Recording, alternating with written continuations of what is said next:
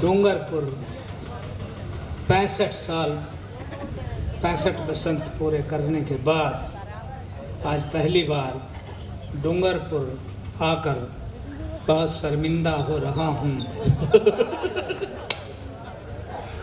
इसलिए कि पहले क्यों नहीं आया और इसलिए कि मैं यूके से आया हूँ। यूके मैंने उत्तराखंड।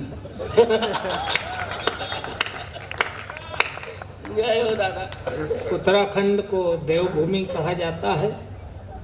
बहुत शर्मिंदा हूँ इसलिए कि डूंगरपुर को देवभूमि कहा जाना चाहिए। वाह।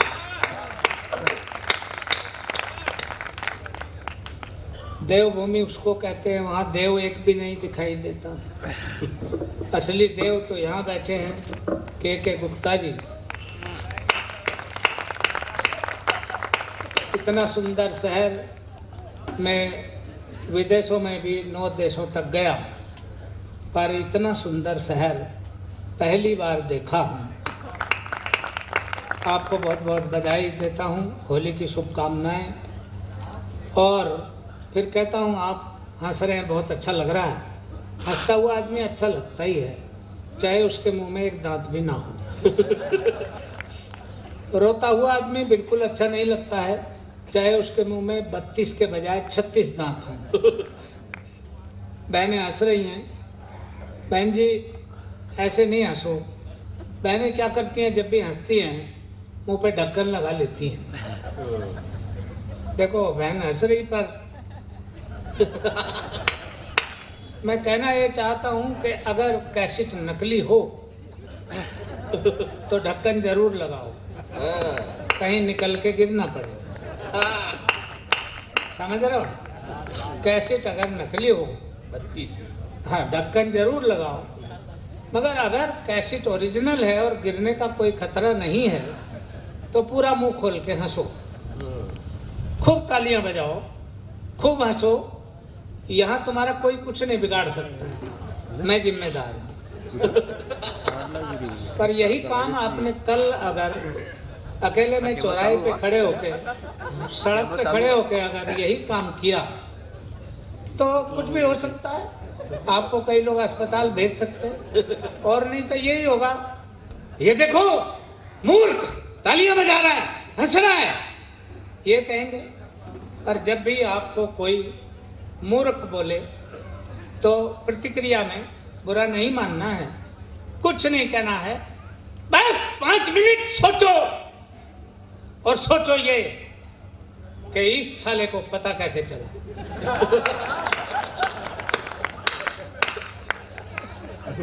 सिर्फ इतना सोच रहे हैं।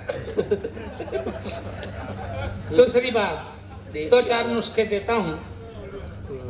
देहरादून से उत्तराखंड देवभूमि से आया हूँ, धार्मिक आदमी हूँ। इस उम्र में धार्मिक आदमी हो ही जाता है।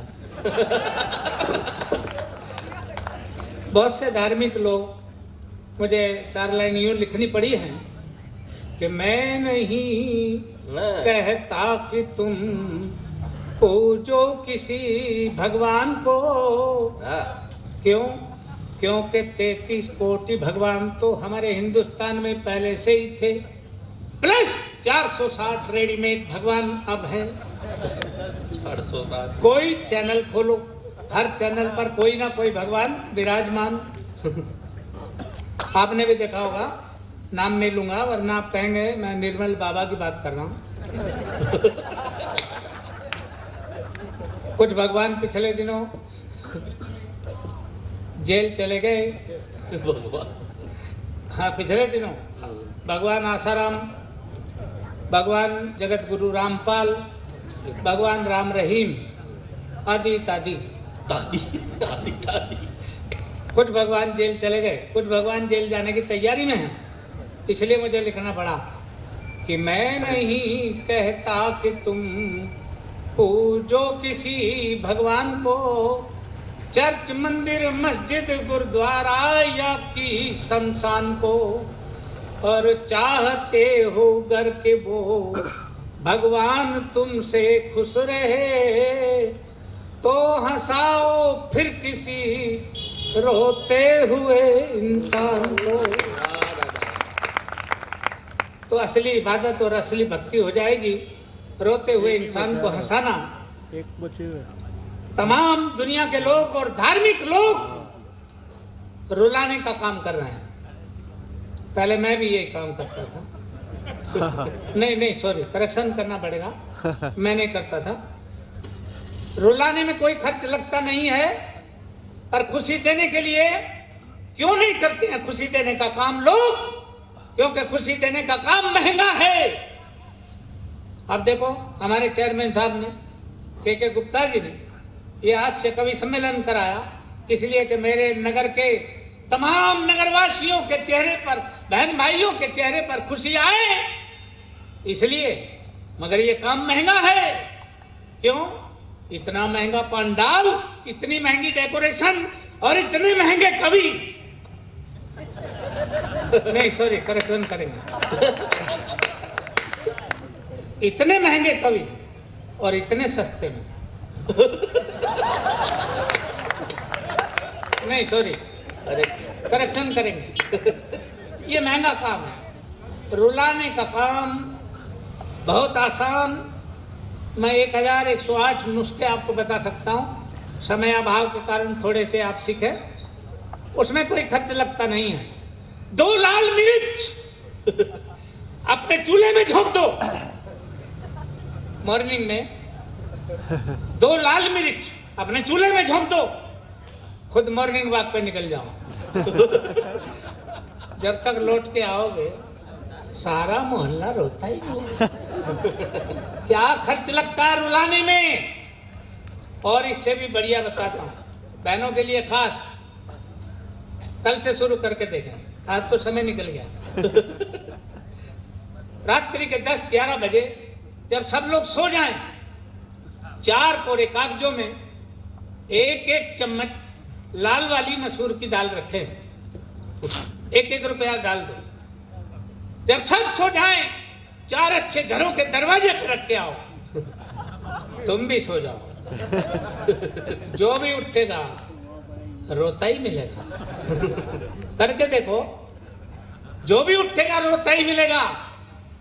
मेरे घर के बाजू में बैंक कॉलोनी और बैंक कर्मचारी और अध्यापक, तमाम एजुकेटेड लोग, फिर भी सुबह सुबह 4 बुढ़िया आ गई, मेरे घर की बेल बजाई, हम विराट रूप में प्रकट हुए। नहीं, करेक्शन करेंगे, आप गलत समझ रहे हैं। हम सो के उठे थे। हमने पूछा, माई क्या कष्ट है? उन्होंने कहा, हमारा काम तो पहले ही नहीं चल रहा था, ऊपर से कर गया कोई। हमने कहा, क्या कर गया कोई? हमें दिखाओ, मुंह का मुआयना कराओ। हम गए, हमने जाके देखा। हमने कहा, ये तो दाल है, माल है, उठाओ, बनाओ और खाओ। उन चारों ने कहा, तू ही उठा ले, तू ही बना ले, तू ही खा ले, ये मुबारक काम तू ही कर, हमारी जगह तू ही मर। और बंधुओं, मैंने 4 घरों की उठा ली। क्यों? क्योंकि मैं ही तो रख के आया था। मैं कहना ये चाहता हूं कि क्या खर्च लगता है रुलाने में, मगर खुशी देने के लिए कितने बड़े दिल की जरूरत है। ये काम के गुप्ता जी ने किया। हम यूपी और उत्तराखंड के लोग, हमने अपनी माला खुद पहनी है, अपनी मूर्तियां खुद लगाई हैं, मगर वो मूर्तियां अगर हम खुद नहीं लगाते तो आज वो मूर्तियां घर घर में लगती। समझने वाले समझते हैं। अगर आप समझ रहे हैं, जहां जहां बात समझ में आ जाए वहीं बजाना।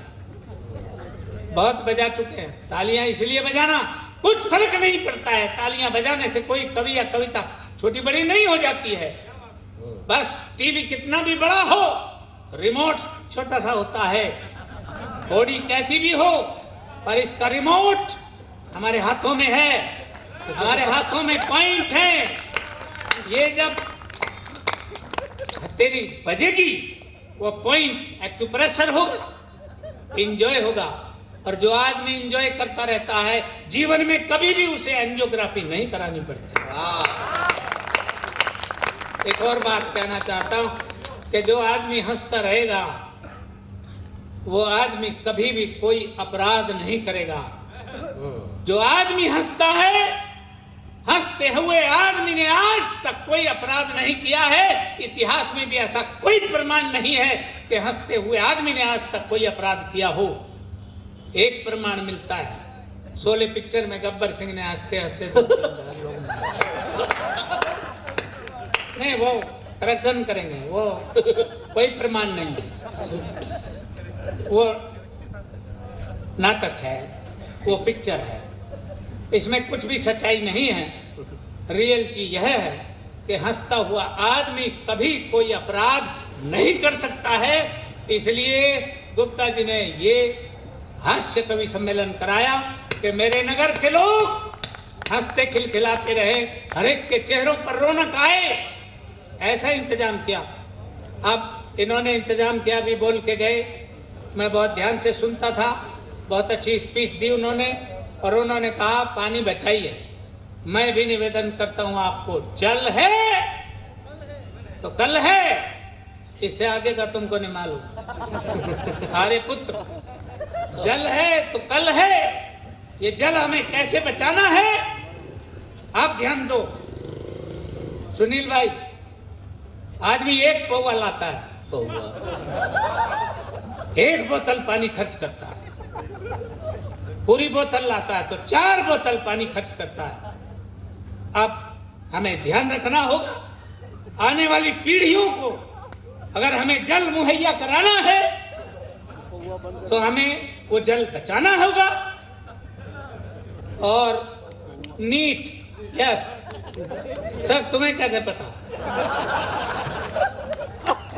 इसका मतलब सर बहुत तजुर्बेकार आदमी है।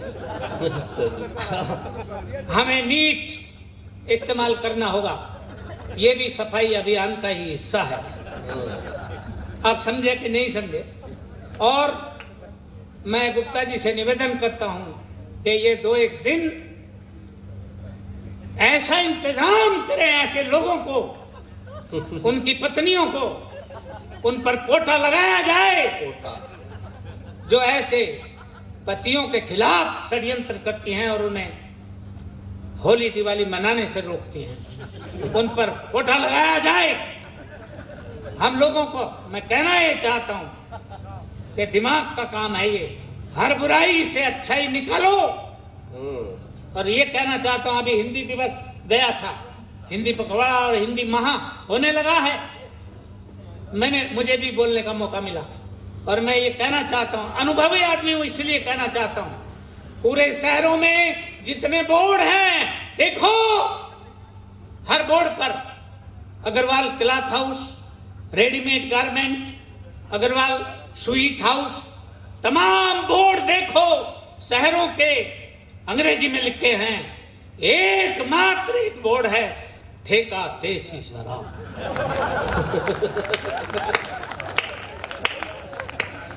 बोलो है कि नहीं?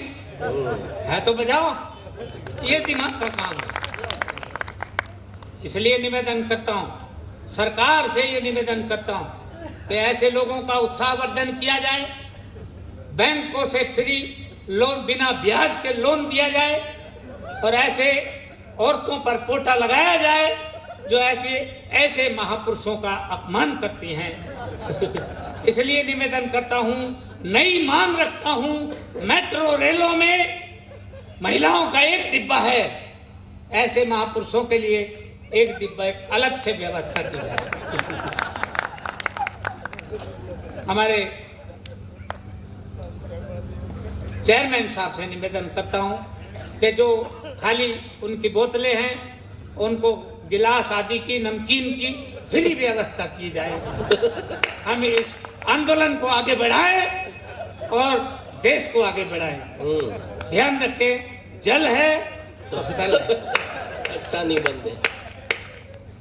अब अगर कोई गलती हो जाए तो देखो, याद रखो, टेंशन लेना नहीं है, सिर्फ देना। देखो, एक मेरी पड़ोसन, उसको कोई टेंशन दे गया, उसने क्या किया, पंखे में साड़ी लपेटी, स्टूल पे खड़ी हो गई, गले में फंदा लगाया, एक पैर से स्टूल को ठेल दिया, लटक गई। क्या हुआ? काम बना ही नहीं, साड़ी स्लिप हो गई। साड़ी जो पंखड़ियां यूं थी यूं हो गई, पैर टिक गए, काम बना ही नहीं। ये गलती नहीं करना है। करना ये है कि पंखा के बगैर जो हुक लगा हो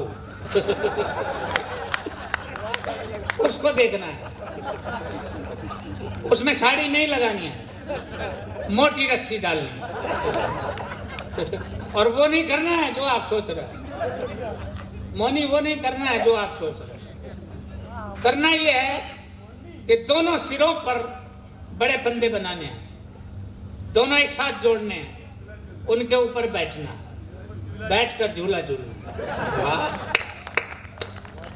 झूला झूलते हुए एक महामंत्र मैंने लिखा है, उसको याद रखना। बहुत सहज लिखा, सरल लिखा, संस्कृत में नहीं लिखा है, हिंदी में लिखा है। आंख बंद करके 108 दफा उसका जाप करना है, टेंशन फ्री। आग लगे सारी दुनिया को, या बह जाए बाढ़ में, किसी तरह भी हम बच जाए, दुनिया जाए बाढ़ में। यस, आपको तो पहले से ही याद है। बोलो, ये है ना महामंत्र। टेंशन कभी भी लेना नहीं है, देना है। टेंशन देने के बहुत सारे नुस्खे मेरे पास हैं, मैं आपको एक अंत में बताऊंगा, उनका प्रयोग करना और टेंशन फ्री लाइफ जीना, हंसते हंसते जिंदगी जीना। ये है जिंदगी, एंजॉय करना। मैंने काला चश्मा पहना, आप क्या समझ रहे, मुझे दिखता नहीं है? एंजॉय करने का ये एक तरीका है, एक सलीका है। देखो, दिल्ली से मोनी मेरे साथ आई है, चश्मा पहन के आया हूँ, बगल में हाथ डाल के लेके आई है। नो ऑब्जेक्शन, किसी को ऑब्जेक्शन था ही नहीं। क्यों? बेचारे को लेके जा रही है। और देखो मुझे कितनी ऊर्जा मिलती थी। वो सारी की सारी ऊर्जा सुनील व्यास ले गया जो मुझे मिलने वाली थी। लेकिन संतोष है कि मैं खड़ा हूं आपके सामने इस उम्र में भी, तो वो मोनी के कारण खड़ा हूं। और एंजॉय करने का सलीका चाहिए, सिर्फ जीने का सलीका चाहिए, कुछ भी नहीं, टेंशन फ्री सलीका हम सीखे अपने मोदी जी से।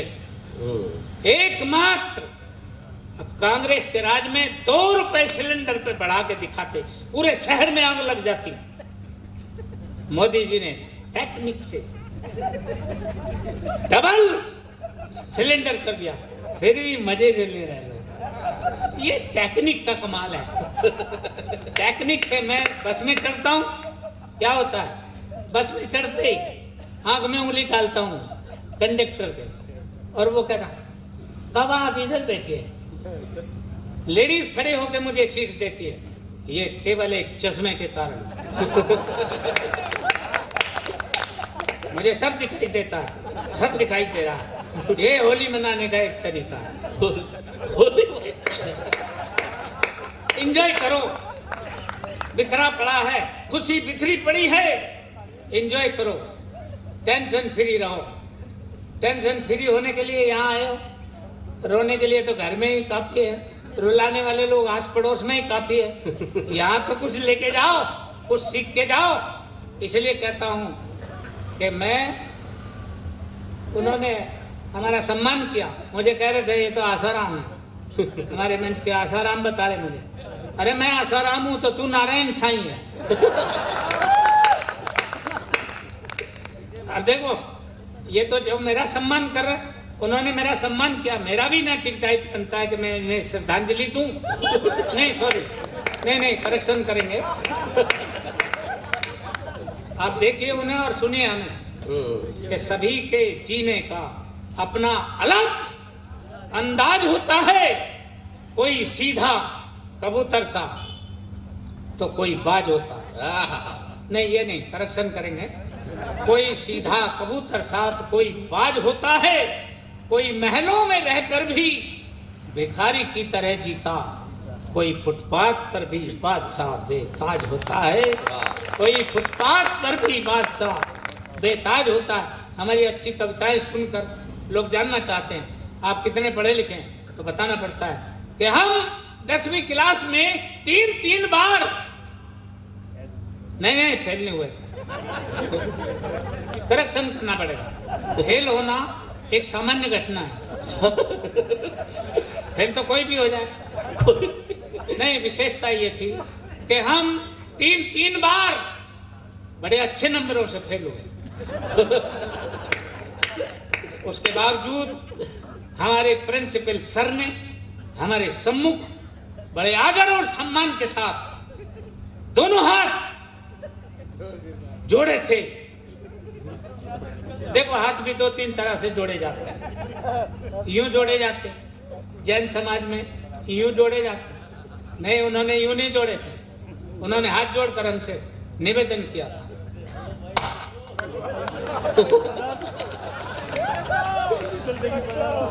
ऐसे हाथ जोड़े और ऐसे निवेदन किया, हे महाप्रभु,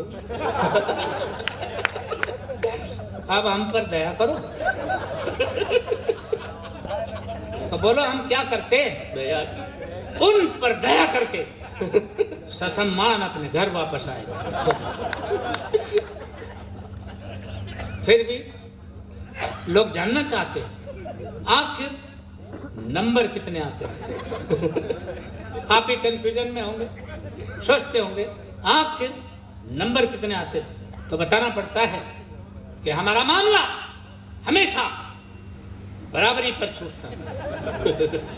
कई लोग जानना चाहेंगे ये बराबरी वाला रिजल्ट कौन सा होता है। तो बताना पड़ता है कि जो प्रश्न परीक्षाओं में पूछे जाते थे वो हमारी समझ के पार होते थे, और जो उत्तर हम दिया करते थे वो उनकी समझ के पार होते थे। ऐसा क्यों होता था?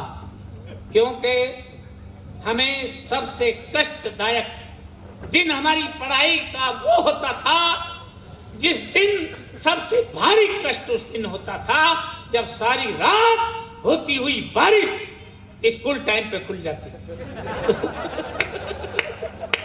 बहुत कष्ट होता था। सबसे ज्यादा खुशी का दिन वो दिन होता था जिस दिन हमारे किसी भी सर की माँ या बाकी आप समझदार। फिर आप जान सकते हैं कि परीक्षाओं में क्या होता था। हमारे पूज्य पिताश्री जो पुस्तकें, नई पुस्तकें हमें खरीदवाते थे, नई पुस्तकों के जो पृष्ठ बीच से जुड़े होते थे, वर्ष भर हम जुड़े हुए पृष्ठों को एक दूसरे से जुदा नहीं होने देते थे। ऐसा हम क्यों करते थे? क्योंकि हमने सुन रखा था धर्म गुरुओं से कि धर्म जोड़ता है, तोड़ता नहीं। इसलिए हमने जुड़े हुए पृष्ठों को वर्ष भर एक दूसरे से जुदा नहीं होने दिया था। फिर आप समझ सकते हैं कि हम परीक्षाओं में प्रश्न पत्रों को कैसे हल करते थे। ये दिमाग का काम था। हमें आज तक याद है, संस्कृत का प्रश्न पत्र था और प्रश्न आया था, सर्वे भवन्तु सुखिना, सर्वे सन्तु निरामया, सर्वे भद्राणि पश्यन्तु, माँ कश्चित् दुःखभाग् भवेत्। इस श्लोक का हिंदी अनुवाद लिखो। हमने लिखा। ये था दिमाग का काम। जब सर्वे किया गया, इसमें ऐसा नहीं की बात है। इस श्लोक का पहला शब्द क्या है? सर्वे। तो सर्वे माने सर्वे, सर्वे तो होते रहते। तो हमने वही लिखा कि जब सर्वे किया गया तो पता चला कि भवन्तु ऋषि के आश्रम में कोई भी सुखी नहीं था। सर्वे संतु निरामया, सारे संत निरे माया में लिप्त थे। सर्वे भद्राणि पश्यन्तु, ये सर्वे भद्राणि और पश्यन्तु ने मिलकर किया था। माँ कश्चित् दुःखभाग् भवेत्, उन बेचारों की माँ क्या करती जब उनके भाग्य में ही दुख था। दूसरा प्रश्न आया था, विद्या धनम सर्वधनम प्रधानम। इसका हिंदी अनुवाद लिखो। मैंने लिखा, विद्या के लिए ऊपर से जो भी धन आता है वो सारा का सारा धन प्रधान जी के खाते में चला जाता है। साइंस का पेपर था और प्रश्न आया था, प्रदूषण किसे कहते हैं? मैंने लिखा, प्रदूषण खरदूषण का बड़ा भाई था। प्रदूषण खरदूषण का बड़ा भाई था। खरदूषण तो भगवान श्री राम के हाथों मारा गया था। ये प्रदूषण भाग निकला था। ये तभी से पेड़ों पर रहता है और पेड़ों की जड़ों तक को खोखला कर देता है। वाह। दूसरा प्रश्न आया था, हम पानी क्यों पीते हैं? मैंने लिखा था, क्योंकि हम उसे खा नहीं सकते, इसलिए पीना पड़ता है। हिंदी का पेपर था और प्रश्न आया था, राम नवमी क्यों मनाई जाती है? मैंने लिखा, जब भगवान श्री राम 8वीं पास करके 9वीं में आए थे, तभी से रामनवमी मनाई जाती है। इतिहास का पेपर था और प्रश्न आया था, महाभारत के युद्ध का कोई एक ठोस कारण बताओ। महाभारत के युद्ध का कोई एक ठोस कारण बताओ। एक बच्चे ने लिखा, महाभारत के युद्ध का मेन कारण थे दुर्योधन। अपनी जिद छोड़ दिए होते तो महाभारत का युद्ध कदापि नहीं होता। दूसरे बच्चे ने लिखा, महाभारत के युद्ध का मेन कारण थे भीष्म पितामह। अपनी प्रतिज्ञा तोड़ दिए होते तो भी महाभारत नहीं होता। तीसरे बच्चे ने लिखा, महाभारत के युद्ध का मेन कारण थे स्वयं भगवान श्री कृष्ण। वो चाहते तो युद्ध नहीं होता। अर्थात पूरी क्लास में एक बच्चा भी सटीक उत्तर नहीं दे पाया। क्यों? क्योंकि मेरे सिवा पूरी क्लास में इतना माइंडेड बच्चा था ही नहीं। तब मैंने लिखा, और बात है, खुद का ही बच्चा मिले तो और बात है। एक कविता मैंने उन लोगों के नाम लिखी जिन्होंने हमें 33 कोटि से 1 अरब 33 कोटि होने में महत्वपूर्ण योगदान दिया है। उनके सम्मान में एक कविता लिखी। आशा आपको समझ में आएगी कि मैं दिल्ली से मेरठ की ओर एक बस में चढ़ा, आगे बढ़ा, पूरी बस फुल, 3 सवारी वाली एक सीट खाली। शीशे के पास जाके बैठ गए हम, इधर 2 सीट खाली। बस आगे बढ़ी और जो लोग दिल्ली गए होंगे जानते हैं, कश्मीरी गेट बस अड्डे से आगे बढ़े, मेरठ की तरफ एक धार्मिक क्षेत्र आता है सीलमपुर। वहां से एक महिला लगभग 5-6 बच्चों के साथ, लगभग इसलिए कहना पड़ता कि एक बच्चा गोद में था, 4 बच्चे उंगलियों में ही थे, तो 4 और 1 5, एक बच्चा अंडर प्रोसेस था, इसलिए कहना पड़ा। लगभग 5-6 बच्चों के साथ पकड़ हाथ में हाथ उसी बस में चढ़ी, आगे बढ़ी, उधर बैठ गई वो, बीच में धर लिए बच्चे। धर लिए इसलिए कहना पड़ता है, सीट थी 1, बच्चे 4, बैठाए थोड़ी जा सकते थे, धरे ही जा सकते, तो धरे गए, कुछ कुछ उसके ऊपर, कुछ कुछ मेरे ऊपर। वो जो मेरे वाला था, नहीं सॉरी, नहीं मेरा तो एक भी नहीं था, नहीं करेक्शन करेंगे। वो जो मेरे हिस्से में आया था, नहीं सॉरी अभी हिस्सा हुआ ही कहाँ, नहीं फिर करेक्शन करेंगे। सीन देखिए, नेचुरल सीन, सारे के सारे बच्चे एक से एक अच्छे, फटी पुरानी शर्ट विदाउट कच्छे, बहुत अच्छे।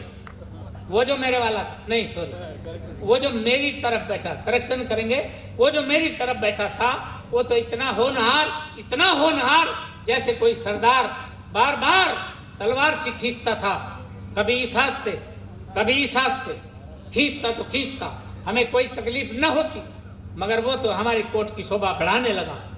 तब हमें ख्याल आने लगा, अपकार नहीं उपकार करो, संहार नहीं श्रृंगार करो, और कुछ करो न करो, इस बालक को उठा के ऊपर धरो। नहीं सॉरी, करेक्शन करेंगे, ज्यादा ऊंचा हो गया। जैसे बन पड़े, अपनी इज्जत बचाओ, इस बालक को थोड़ा बहुत ऊपर उठाओ। हमने उसके दोनों हाथ पकड़े, आगे से तो पकड़ने लायक ही नहीं थे, इसलिए कोनियों से जकड़े, कोनियों से जकड़कर ऊपर उठाया, अपनी गोद में बिठाया। तभी कमबख्त कंडक्टर टिकट बनाने आया और मुझ पर गुर्राया, बुला रहा है मुल्ला जी, अरे इनमें से 2-4 घर छोड़ आते तो हम एक आध सवारी और न बिठाते। पीछे से एक बूढ़ा बोला, वो डूंगरपुर का होगा, उसने कहा सारी फौज को लेकर चढ़ा, सबके टिकट बना दे, इस मुल्ला की यही ईद मना दे। पीछे से एक बुढ़िया बोली, अरे इसकी उम्र तो देख, ये 55-60 साल का, अरे ये 30-35 साल की, नहीं ये नहीं, सॉरी करेक्शन करेंगे, ये 55-60 साल का, अरे ये 30-35 साल की, और लाइन लगा रखी है, अरे मार के छोड़ेगा इसे। बंधुओं आप हंसते हैं, मगर कहना ये चाहता हूं कि कर वो रहे हैं भर हम रहे। क्या बारीक है। कर वो रहे हैं भर हम रहे हैं, मार वो रहे हैं मर हम रहे हैं। आखिर वो ये सब कब तक करेंगे, हम कब तक भरेंगे, वो कब तक मारेंगे, हम कब तक मरेंगे। आओ कॉमन सेंस करें, कुछ तो बैलेंस करें, वाह। कुछ तो बैलेंस करे, वरना जिन पे दया कर, मौलवा भाई बात पे, जिन पे दया कर घर में रखा, उनके रहम पर रहना होगा। जिन पे दया कर घर में रखा, उनके रहम पर रहना होगा। उनकी हठ धर्मी बेशर्मी बेबस होकर सहना होगा। और मेरे घर वाले ही अब भी मेरी बात ना समझ पाए तो वो जो करते करना होगा, और वो जो कहते कहना होगा। वो जो कहते कहना होगा। आप सबके सम्मान में बस 4 लाइन कहता हूं यूं कि सत्य की झूठ से जंग जारी रहेगी, मोहब्बत ही नफरत पे भारी रहेगी। शरीरों पे शासन करे चाहे कोई, पर दिलों पर हुकूमत तुम्हारी रहेगी। दिलों पर हुकूमत